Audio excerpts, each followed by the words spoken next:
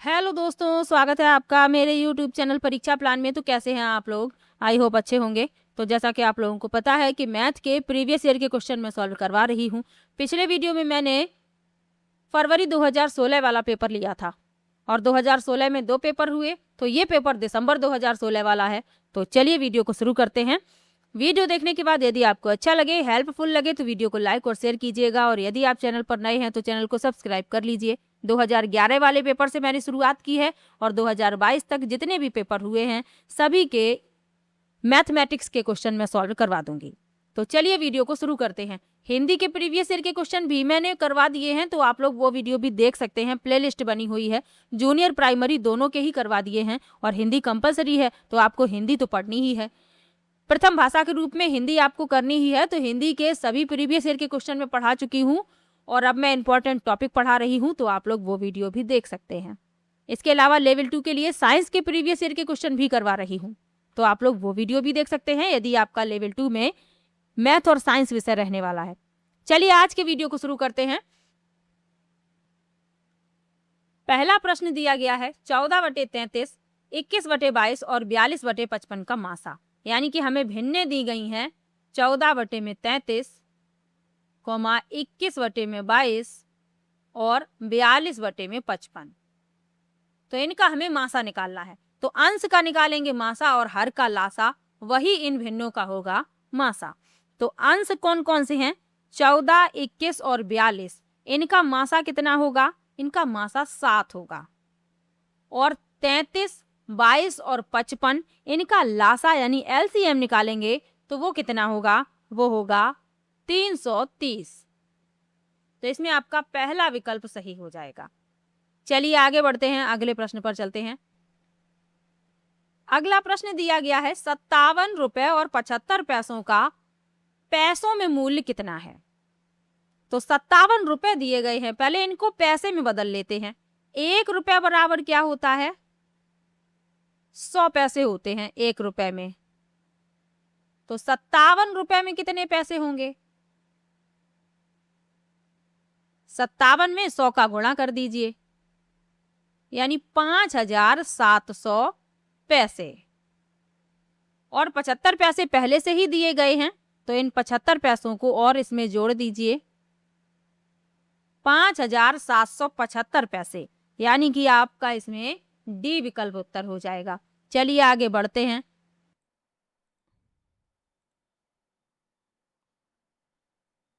अगला प्रश्न दिया गया है संख्या 3 की पावर 99 माइनस 3 की पावर 50 के इकाई स्थान का अंक है। तो चलिए इसको पहले अलग अलग करके सॉल्व करेंगे। 3 की पावर 99 को हम इस तरीके से लिख सकते हैं। किस तरीके से लिख सकते हैं? 3 की पावर 4 गुणा 24 प्लस 3। ये प्लस 3 जो लिखे हुए हैं ये शेष बच रहे हैं, तो यही हम घात लगाकर इसको सॉल्व कर देते हैं। ये वाली घात सिर्फ लगाई है। 3 त्रिका 9 तिया 27 हमें मिल गया। 3 की पावर 99 का मान हमें कितना मिला? 27। इसी तरीके से 3 की पावर 50 को हल करेंगे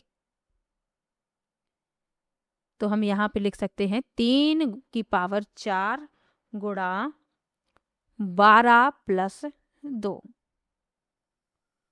तो यहाँ पर ये जो लास्ट वाली ये प्लस वाले जो शेष बचे हुए हैं सिर्फ इनको लिखेंगे। ये मिला हमें। अब ये 3 की पावर 4 गुणा क्यों किया गया है ये भी समझ लीजिए, क्योंकि 3 की पावर 1 का मान कितना होता है? 3। 3 की पावर 2 का मान कितना होता है? 9। 3 की पावर 3 का मान कितना होता है? 27। और 3 की पावर 4 का मान कितना होता है? 81। अब 4 के बाद इकाई अंक फिर दोहराने लगते हैं। जैसे 3 की पावर 5 का मान कितना होगा? 243। यानी कि इकाई अंक ये 3 था और यहाँ पर भी 4 के बाद फिर से इकाई अंक वही मिलने लगता है, इसलिए 3 की पावर 4 का गुणा करके इसको इस तरीके से सॉल्व किया है। इतना समझ में आया? चलिए आगे देख लीजिए। इसके बाद अब हमें मान निकालना है 3 की पावर 99 माइनस 3 की पावर 50। दोनों की वैल्यू हमने निकाल ली है। इसका इकाई अंक 27 का इकाई अंक कितना है? 7 और इसका इकाई अंक है 9। अब ये 7 छोटे हैं और ये संख्या हमारी बड़ी है, हमने इसको छोटा लेके सॉल्व किया है। तो जब पूरी संख्या होती तो घटाने के लिए हम क्या करते, एक उधार लेते। तो इसी तरीके से हम यहाँ उधार ले लेते हैं। 17 - 9 8, यानी डी विकल्प इसमें आपका सही हो जाएगा। कंफ्यूज मत होइएगा, हमने तो सिर्फ छोटी यानी कि यहाँ इतनी ही सॉल्व की है, यहाँ से 3 घात ली है, यहाँ से 2 घात ली है, लेकिन संख्या तो बहुत बड़ी है। और जब बड़ी पूरी संख्या हल करते तो हमें उधार लेना पड़ता घटाने के लिए। तो उसी तरीके से हमने एक उधार लिया है। यहाँ पर 17 कर लिए हैं और 17 से 9 चले जाएंगे तब 8 बचेंगे। डी विकल्प इसमें आपका उत्तर हो जाएगा। चलिए आगे बढ़ते हैं। 138 अंश के संपूरक का कोटि पूरक है। तो 138 अंश का संपूरक का कोटि पूरक पूछा गया है। तो क्या करेंगे हम, सबसे पहले 138 अंश का संपूरक कोण,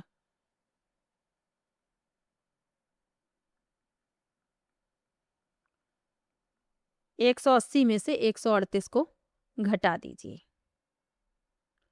42 अंश मिल जाएगा। और 42 अंश का कोटि पूरक, कोटि पूरक कोण तो 90 से 42 घटा दीजिए, 48 अंश आ जाएगा। बी विकल्प इसमें आपका उत्तर हो जाएगा। चलिए आगे बढ़ते हैं।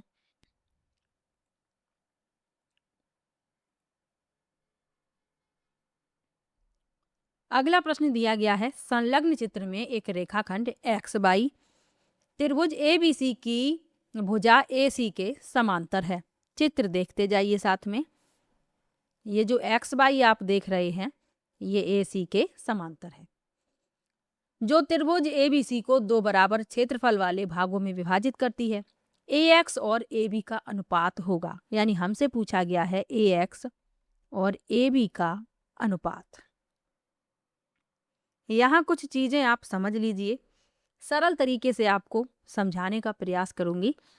और तरीके तो इसके कई और भी हैं, लेकिन जो सबसे सरल तरीका है उससे समझिए। यहाँ आप देख रहे होंगे एक ये बड़ा त्रिभुज ए बी सी और एक त्रिभुज आपको दिख रहा होगा जो मैं आपको दूसरे कलर से दिखाऊंगी,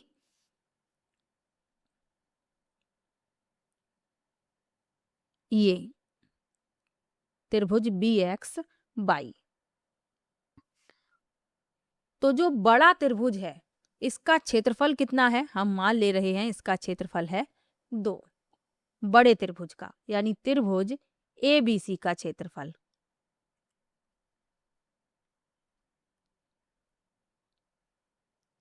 और छोटे का यानी त्रिभुज एक्स बाई बी का क्षेत्रफल कितना हो गया, 1। अब जो बड़ा त्रिभुज है उसमें जो भुजा है ए बी, यहाँ आप देख लीजिए ए बी क्यों निकाल रहे हैं, क्योंकि हमें अनुपात बताना है ए एक्स और ए बी का। तो हम ए एक्स और ए बी निकालने का प्रयास करेंगे।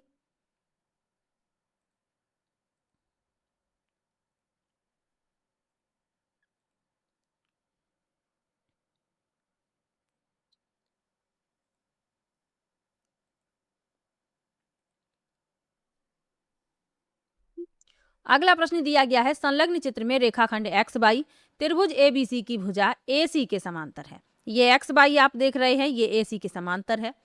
जो एबीसी को, जो त्रिभुज एबीसी को दो बराबर क्षेत्रफल वाले भागों में विभाजित करती है, ए एक्स और ए बी का अनुपात होगा। तो ये आप एक बड़ा त्रिभुज देख रहे होंगे और ये एक आप छोटा त्रिभुज देख रहे होंगे। ये इसको मैंने फिल कर दिया है, ये छोटा त्रिभुज और ये एक बड़ा त्रिभुज। जो बड़ा त्रिभुज है त्रिभुज ए बी सी, इसका क्षेत्रफल कितना है, इसका क्षेत्रफल होगा, हमने मान लिया 2। यदि इसका 2 है तो त्रिभुज एक्स बाई बी का क्षेत्रफल कितना होगा, तो वो होगा 1। इतना समझ में आया। इसके तरीके तो कई और भी हैं, लेकिन जो सबसे सिंपल तरीका है जिससे आपको समझ में आए उससे मैं समझा रही हूँ। अब त्रिभुज ए बी सी में जो भुजा है ए बी क्यों ले रहे हैं, क्योंकि हमें अनुपात निकालना है ए एक्स और ए बी का। तो ए बी कितनी होगी, ए बी होगी जो क्षेत्रफल दिया गया है उसको अंडर रूट में कर देंगे, ये हो गई भुजा। और एक्स बाई बी में जो भुजा बी एक्स है इसी तरफ की हमें लेनी है। ये बी एक्स है और ये पूरी ए बी है, तो ए बी तो हमने निकाल ली, और बी एक्स कितनी होगी, इसका क्षेत्रफल 1 था तो √1 यानी कि 1। इतनी बात आपको समझ में आ गई होगी। हमें ए बी तो मिल गया, ए एक्स अनुपात ए बी निकालना है, लेकिन हमें ए एक्स नहीं मिला। तो ए एक्स कैसे मिलेगा, ए एक्स हमें मिलेगा, ए एक्स बराबर ये हमें मिलेगा A B minus B X से। ए बी कितना है, ए बी है √2 और बी एक्स कितना है 1, यानी हमने ए एक्स भी निकाल लिया। इतनी बात आपको समझ में आई होगी। आगे चलते हैं। हमें निकालना है ए एक्स अनुपात ए बी, यानी कि हम इसको ऐसे भी लिख सकते हैं। तो ए एक्स का मान हमने कितना निकाला, हमने निकाला √2 माइनस 1 और ए बी का मान √2। जो √2 है इसका ऊपर नीचे गुणा कर देंगे इस तरीके से। ऊपर गुणा होगा तो बनेगा 2 माइनस √2 और नीचे बनेगा इतना।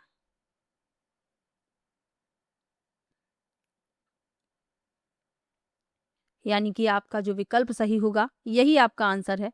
आप विकल्प देख लीजिए कौन सा विकल्प सही हुआ आपका। आपका जो विकल्प सही है वह है विकल्प बी।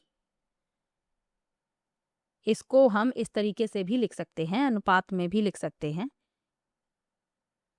2 माइनस √2 अनुपात 2। तो इस तरीके से आप देखते हैं कि आपका जो विकल्प बी है वही आपका उत्तर हो जाता है। चलिए आगे बढ़ते हैं, अगले प्रश्न पर चलते हैं। वर्ष 2003 का प्रथम दिन बुधवार था।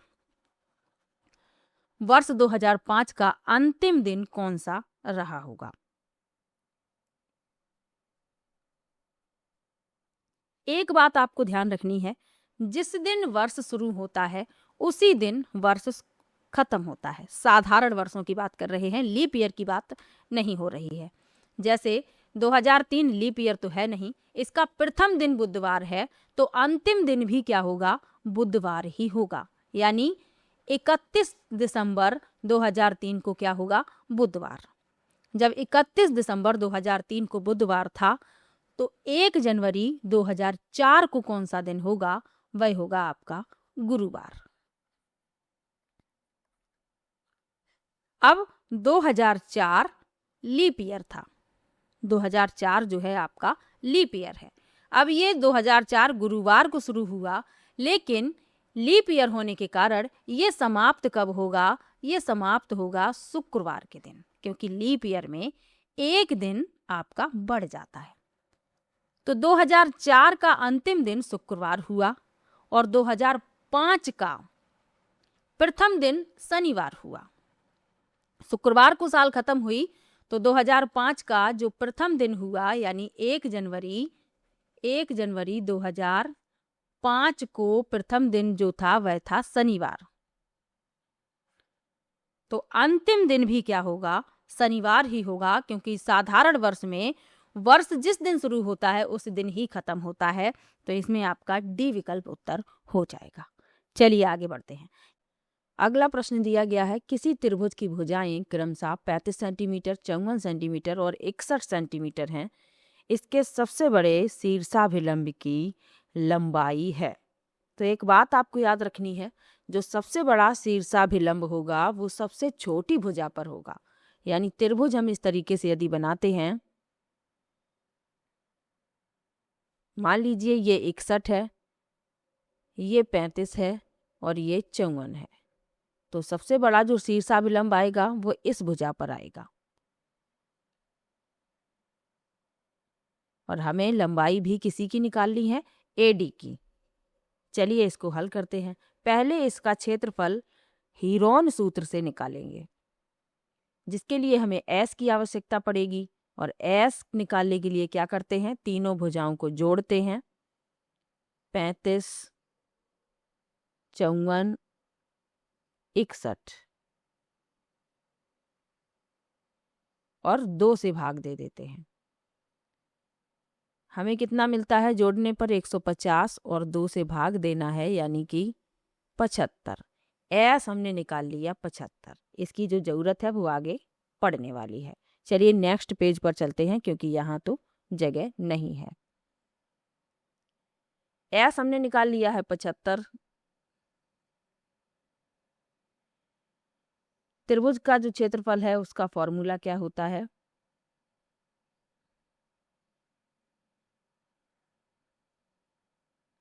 S minus A, S minus B, S minus C, ये होता है फॉर्मूला। इसमें ए बी सी की और एस की वैल्यू को रख देंगे। एस कितना निकाला है? 75 निकाला है, 75। 75 माइनस 35, 75 माइनस 54 और 75 माइनस 61।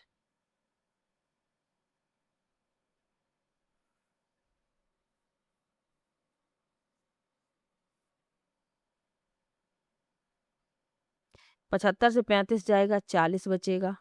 75 से 54 जाएगा, 21 बचेगा। और 75 से 61 जाएगा, 14 बचेगा। इसको हल करेंगे तो हल करने पर हमें मिलेगा 420 अंडर रूट 5। इतना हमें इसका क्षेत्रफल मिल जाएगा। अब क्षेत्रफल का एक और फॉर्मूला होता है 1/2 आधार गुणा ऊंचाई। इतना आपको समझ में आ गया होगा। अब इसको इरेज करना पड़ेगा।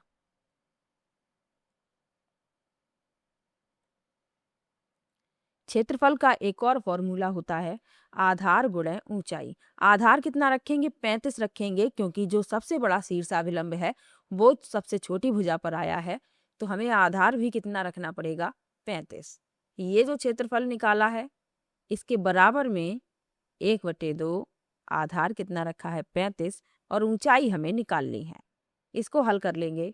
420 अंडर रूट 5 और ये 2 हैं जो इसकी गुणा में आ जाएंगे और 35 आ जाएंगे इसके नीचे। बराबर में यहाँ बचेगा h। 35 से 420 12 बार कट जाएंगे और 12 का 2 में गुणा हो जाएगा। 24 अंडर रूट 5 बराबर h, यानी h कितनी आ गई? 24 अंडर रूट 5।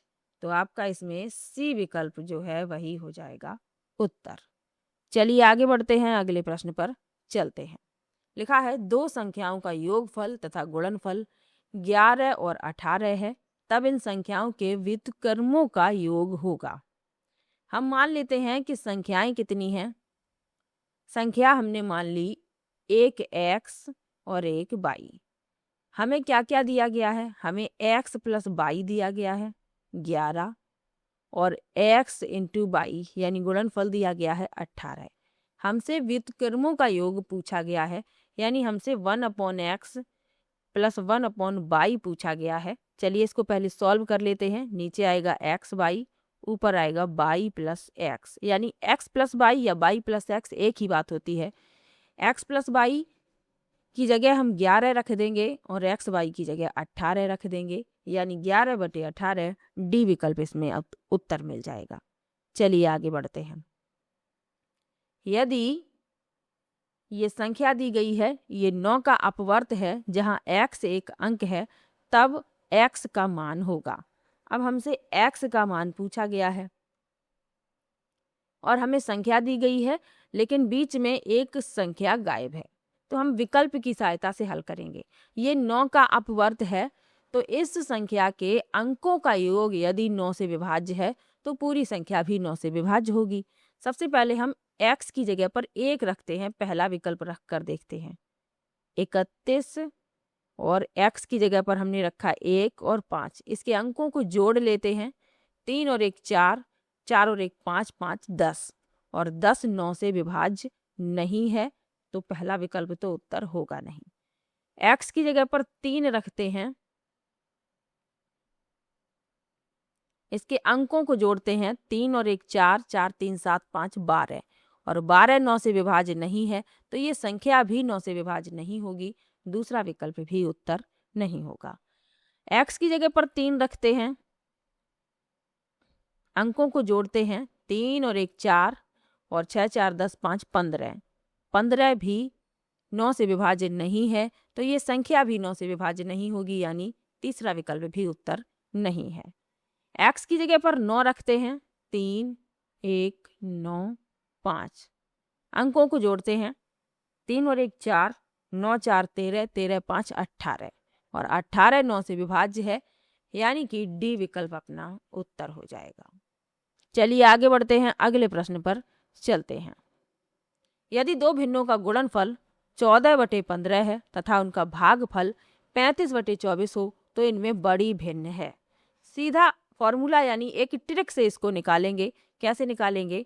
बड़ी भिन्न बराबर, इसके तरीके तो और भी हैं लेकिन वो बड़े तरीके हैं, आपको छोटा तरीका समझना है। बड़ी भिन्न बराबर अंडर रूट, जो गुणनफल दिया गया है 14/15 गुणा जो भागफल दिया गया है, इस तरीके से इनका कर देंगे गुणा। इनको थोड़ा काट देते हैं, 5 दिया 15, 5 सत्ते 35, इसे 2 से काट देते हैं, 2 सत्ते 14 और नीचे आया 12। अंदर हमारे पास बचा 7 गुणा 7, 3 गुणा 12, यानी कि गुणा कर देंगे तो हमें कितना मिलेगा? 7 सत्ते 49 और 12 तिया 36। 49 7 का वर्ग है, 36 6 का वर्ग है, यानी कि 7/6 बी विकल्प इसमें आपका उत्तर आ जाएगा। जो सबसे बड़ी भिन्न मिली वो कितनी मिली? 7/6 मिली है। चलिए आगे बढ़ते हैं, अगले प्रश्न पर चलते हैं। अगला प्रश्न दिया गया है, निम्नलिखित में से कौन सबसे बड़ी संख्या है, यानी जो भिन्न है वो कौन सी सबसे बड़ी है। तो इनको, ये जो दी गई हैं हमें, ये जो भिन्न दी गई हैं, ये इस तरीके से 3/2, इनको दशमलव में परिवर्तित कर लेते हैं। 3/2 को बदलेंगे 1.5 आएगा। 4/3 को बदलेंगे 1.33 आएगा। 5/6 को बदलेंगे तो हमारे पास मिलेगा 0.83 और इसी तरीके से 9/7 को बदलेंगे तो हमें मिलेगा 1.29। अब आप देखेंगे सबसे बड़ी भिन्न कौन सी है? 3/2 है, यानी कि सी विकल्प इसमें आपका उत्तर हो जाएगा। चलिए आगे बढ़ते हैं, अगले प्रश्न पर चलते हैं। लिखा है, इसका मान निकालना है 1/3 की घात -1, -1/4 की घात -1 और सबकी घात लगी हुई है -1। 1/3 की घात -1 लगी हुई है, इसको हम इस तरीके से लिख सकते हैं 3 की घात 1। इसी तरीके से 4 की घात 1 लिख सकते हैं और इस पर भी घात कितनी लगी हुई है? -1 लगी हुई है। पहले अंदर इसको सॉल्व करते हैं। 3 की घात 1 का मतलब क्या हुआ? 3। 4 की घात 1 का मतलब हुआ 4 की घात -1, घटाएंगे -1 की घात -1, यानी कि कुल उत्तर हमें कितना मिल रहा है? -1 ही मिल रहा है। इसको सॉल्व भी कर लेंगे तो हमें कितना मिलेगा? -1 मिलेगा, यानी पहला विकल्प आपका उत्तर हो जाएगा। चलिए आगे बढ़ते हैं, अगले प्रश्न पर चलते हैं। दिए गए चित्र में कितने वर्ग हैं? वर्ग निकालने हैं। चलिए इसको हल कर लेते हैं। यहाँ आप देखेंगे 1 2 3, नंबरिंग कर लेते हैं। 1 2 3।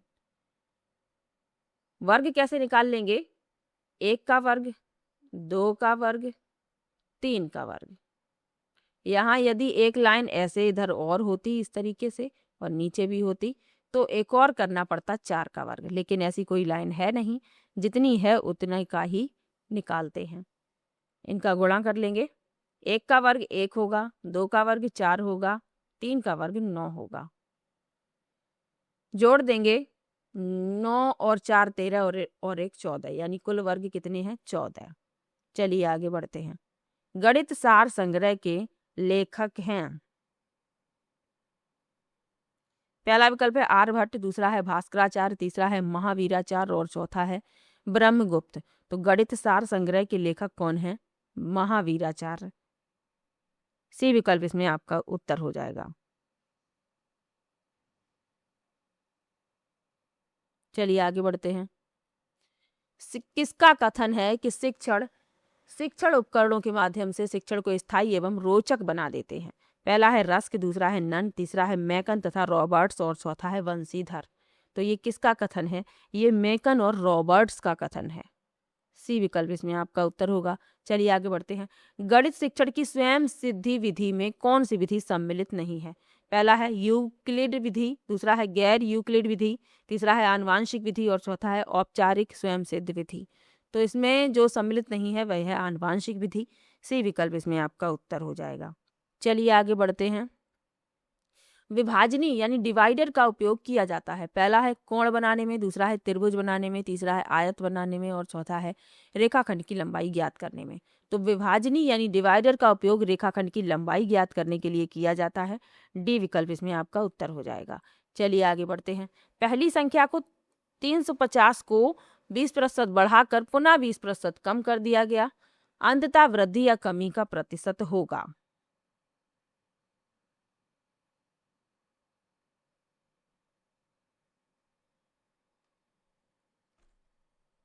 तो पहले 20% क्या किया गया? बढ़ाया गया, फिर 20% कम कर दिया गया। तो इसमें कमी हो रही है। कितनी कमी हो रही है? 20% बढ़ाया, 20% कम किया, बटे में कर देंगे 100। डायरेक्ट ट्रिक से हल कर रहे हैं। 20 पंचे 100, 5 चौके 20, यानी कि 4% की हुई कमी। बी विकल्प इसमें आपका उत्तर हो जाएगा, 4%। चलिए आगे बढ़ते हैं, अगले प्रश्न पर चलते हैं। दो संख्याओं का योग 36 है, उनका मासा तथा लासा क्रमशः 3 और 105 है। उन दो संख्याओं के व्युत्क्रमों का योग होगा। सीधा ट्रिक से निकाल लेते हैं। संख्याओं के व्युत्क्रमों का योग कितना होगा? जो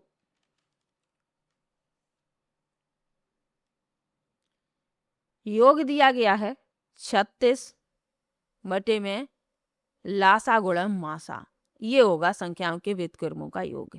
इसे कर देते हैं हल। 3 एकन 3, 3 दूनी 6, 12 बटे में 105 आ गया। इसको 3 से काट देते हैं। 3 चौके 12, 3 तिरका 9, 3 पच 15, यानी 4 बटे में 35। बी विकल्प इसमें आपका उत्तर हो जाएगा। सीधा हल कर दीजिए, कोई भी फॉर्मूला कुछ भी लगाने की जरूरत नहीं है। जो संख्याओं का योग दिया गया है उसे ऊपर रखिए और मासा और लासा के गुणनफल से भाग दे दीजिए, आपका उत्तर आ जाएगा। बी विकल्प इसमें आपका उत्तर है। चलिए आगे बढ़ते हैं। एक आयताकार बाग जिसकी लंबाई उसकी चौड़ाई से 4 मीटर अधिक है तथा परिमाप 36 मीटर है, बाग की लंबाई वाली भुजा की माप होगी। चलिए इसको निकाल लेते हैं। आयताकार बाग की लंबाई हमने मान ली कितनी? L है। लंबाई कितनी मान ली हमने? L है। और उसकी जो लंबाई है चौड़ाई से 4 मीटर अधिक है, तो चौड़ाई कितनी हुई?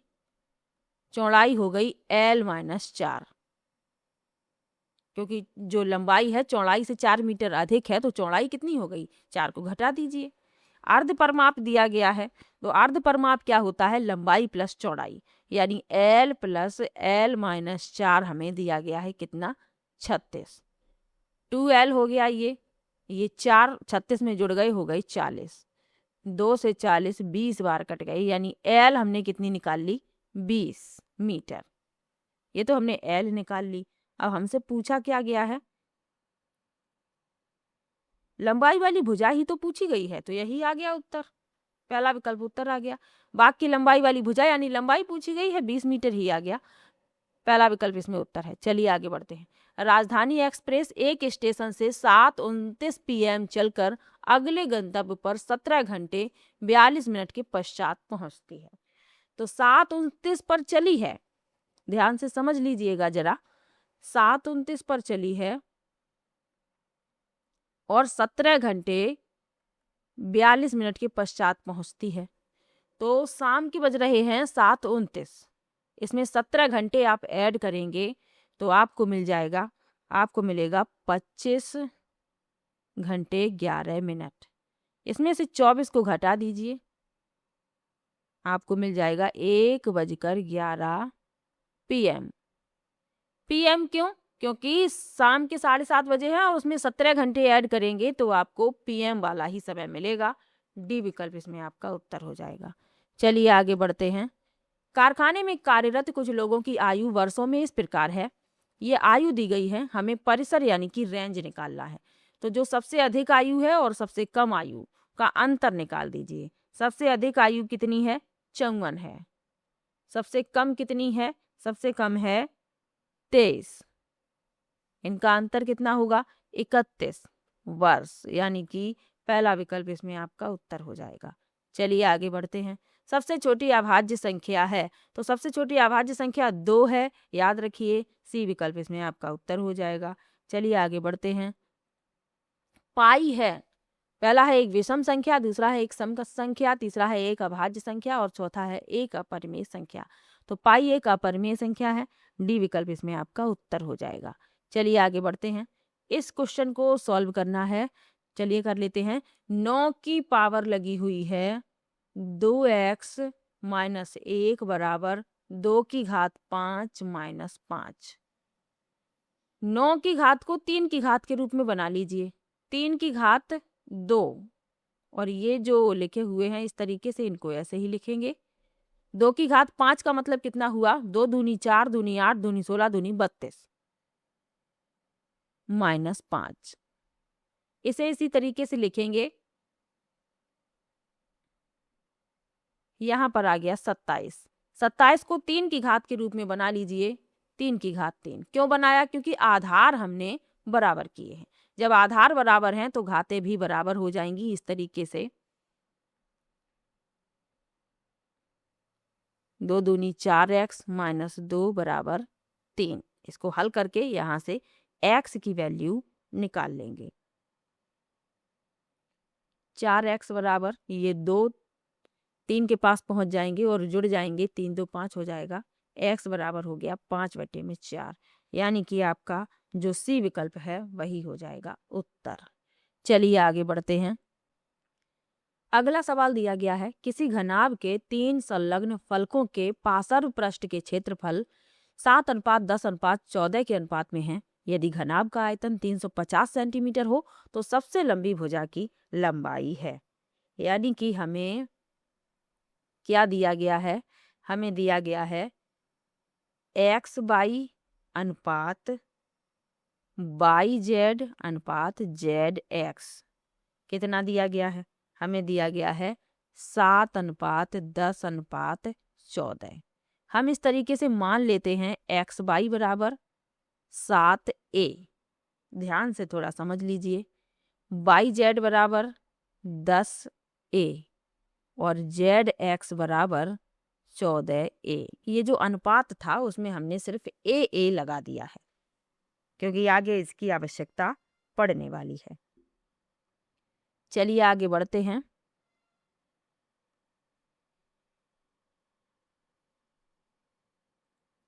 घनाभ का जो आयतन होता है वो कितना होता है? घनाभ का आयतन बराबर कितना होगा? घनाभ का आयतन होगा अंडर रूट के अंदर x/y yz गुणा zx, इस तरीके से।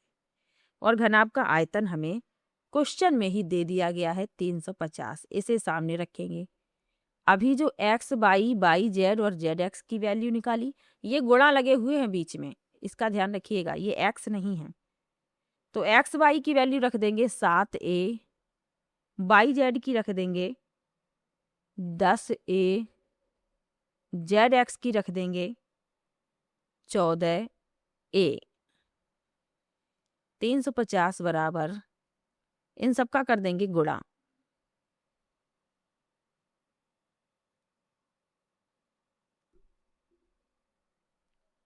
जो संख्याएं हैं उन्हें अलग लिख लीजिए। 7 10 14 और यहाँ पर हो गया a की घात 3। a 3 बार था तो a की घात हो गया 3।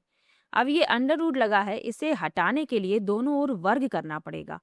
तो 350 गुणा 350, और जब इसका वर्ग करेंगे तो ये इस तरीके से हट जाएगा। दोनों ओर वर्ग किया है। अब यहाँ से हम a का मान निकाल देंगे।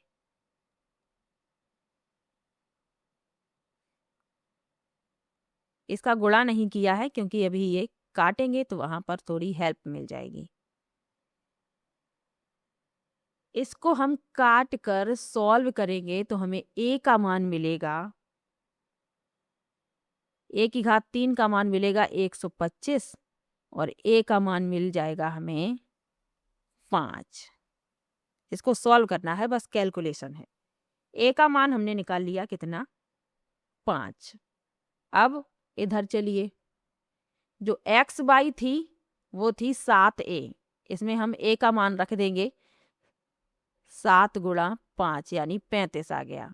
इसी तरीके से यहाँ a का मान रख देंगे 10 गुणा 5 यानी 50 आ गया, और इसी तरीके से यहाँ रख देंगे 70 आ गया। तो अभी सिर्फ क्षेत्रफल निकाल पाया है, हमें निकालनी है भुजा। हमने अभी सिर्फ क्या निकाला है, एक्स बाई बराबर 35 और बाई जेड बराबर 50 और जेड एक्स बराबर 70। इसी से हम एक्स बाई और जेड का मान निकालेंगे हल करके इसको। जैसे हमने एक्स बाई के अपॉन में कर दिया बाई जेड, यहाँ कर दिया 35/50, ये बाई से बाई कट गया, ये 5 से 5 सत्ते 35, 5 धम 50, यानी एक्स अपॉन जेड बराबर आ गया 7/10। एक्स बराबर आ गया 7 जेड/10। ये हम इसमें रख दे रहे हैं, जेड एक्स बराबर 70 में। यहाँ पर एक्स का मान रख दे रहे हैं। जेड एक्स का मान कितना है, 7 जेड/10 बराबर 70। यहाँ पर हो गया जेड की घात 2, 70 गुणा 10/7। ये 7 से 70 कट गए, 10 आया, और जेड बराबर आ गया 10।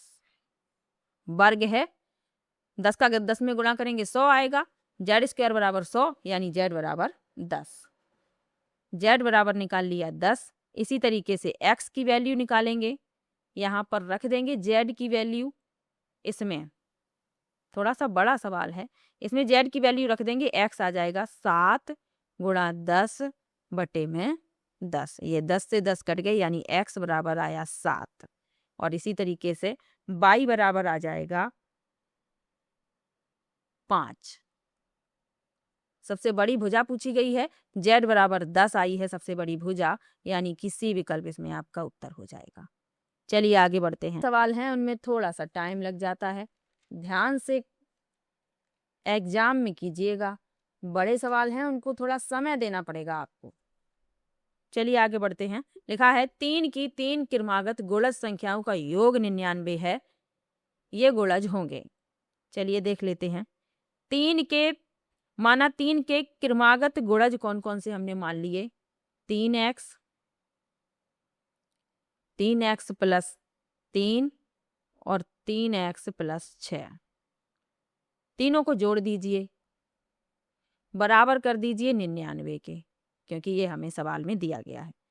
तीनों को जोड़ेंगे, 3x और 3x 6x और ये हो गया 9x प्लस 6 3 9 बराबर 99। यहाँ से 9 ले लीजिए कॉमन, x प्लस 1 बराबर 99।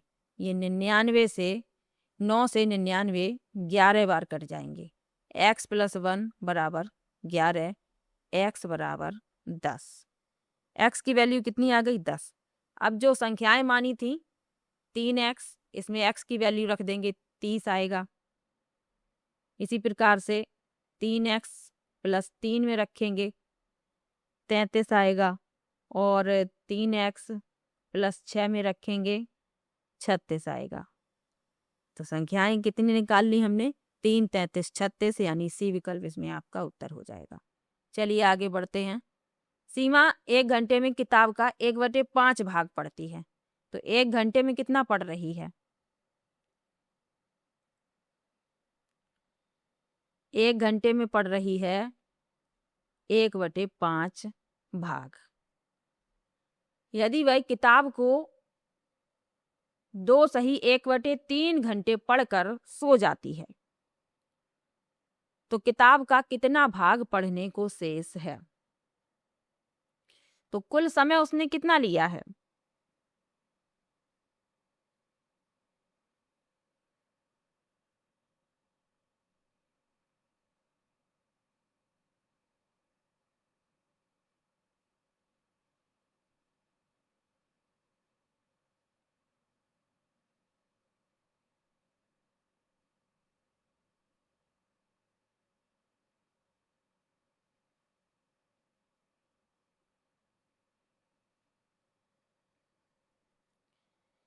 किताब को उसने पढ़ा कितना है, यानी कुल कितनी देर उसने कितना समय लिया है, कुल समय उसने लिया है 2 सही 1/3, यानी कि 3 दूनी 6 और 1 7/3।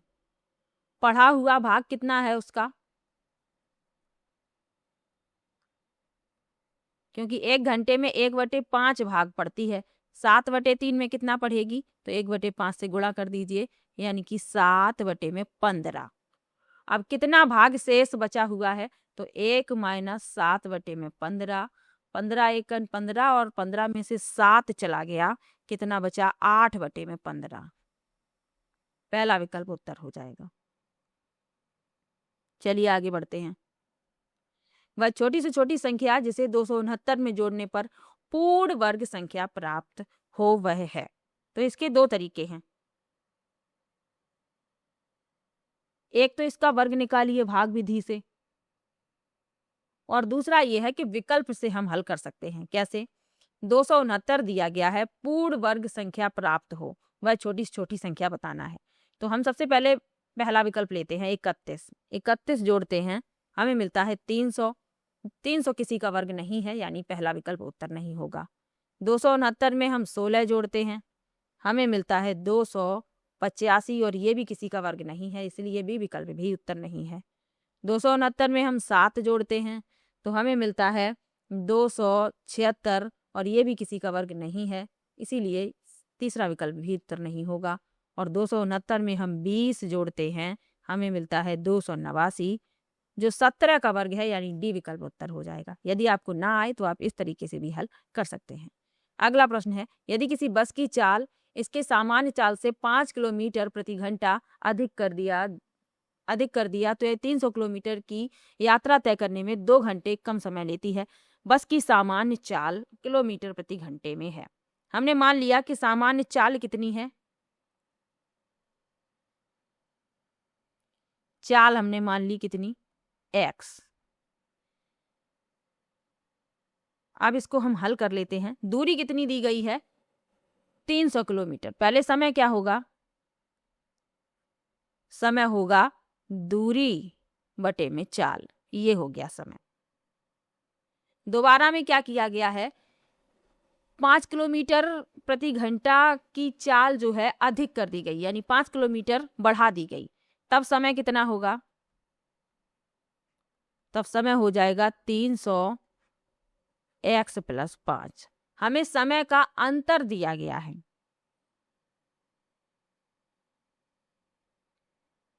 कितना दिया गया है, हमें दिया गया है 300 बटे में x माइनस 300 बटे में x + 5 बराबर 2। यानी जो 2 समय हमने निकाले उनको घटा देते हैं तो वह 2 के बराबर आते हैं। ये हमें 2 घंटे कम समय लेती है, ये क्वेश्चन में ही दिया गया है। इसको सॉल्व करेंगे, इसको सॉल्व करके x का मान निकालेंगे, तो x के 2 मान आएंगे इसको सॉल्व करने पर। कौन कौन से आएंगे, एक आएगा x + 3 और एक आएगा x - 25 बराबर 0, इस तरीके से। तो x + 30 तो नहीं ले सकते क्योंकि ये माइनस में हो जाएगा। x - 25 बराबर 0, x बराबर 25 लेंगे और यही हो जाएगा उत्तर। x बराबर चाल आ गई 25 किलोमीटर प्रति घंटा। थोड़ा सा बड़ा सवाल है, इसको बस हल करना है। ये जो समीकरण बनेंगे इनको गुणा करके फिर गुणनखंड करके हमें x का मान निकालना है। तो इसमें आपका जो उत्तर आया वह आया पहला विकल्प। यदि आपको समझ में ना आए या आप ना कर पाएँ तो कमेंट कीजिएगा, नेक्स्ट वीडियो लेकर आऊँगी तो इस क्वेश्चन को अच्छे से सॉल्व करवा दूँगी। बस आप लोग कमेंट किया कीजिए, आप लोग कमेंट ही नहीं करते हैं तो मुझे पता भी नहीं चल पाता कि किसको समझ में आ रहा है किसको नहीं। चलिए, ये पेपर था दिसंबर 2016 वाला। आपको किसी भी प्रश्न में डाउट हो आप कमेंट बॉक्स में ज़रूर लिखिएगा। मेरा पूरा प्रयास रहा है कि आप लोगों को समझ में आए। यदि फिर भी आपको समझ में नहीं आता है तो आप कमेंट कीजिएगा, मैं ये जो क्वेश्चन है जो आपको समझ में नहीं आए हैं उनको दोबारा लेने का प्रयास करूँगी। चलिए, मिलते हैं नेक्स्ट वीडियो में। वीडियो कैसा लगा कमेंट बॉक्स में ज़रूर बताइएगा। वीडियो को लाइक कीजिएगा और चैनल को सब्सक्राइब कर लीजिएगा। मिलते हैं नेक्स्ट वीडियो में, तब तक के लिए बाय बाय।